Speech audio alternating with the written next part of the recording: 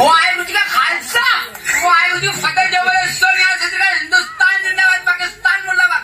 तेरा कम अगर ना होता, तेरा कम अगर ना होता तो शराब में पीता।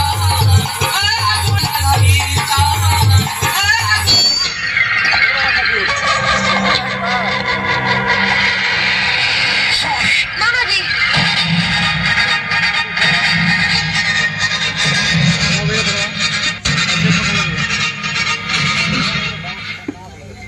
आपका ये डंडा झंडा लगाने के काम आएगा।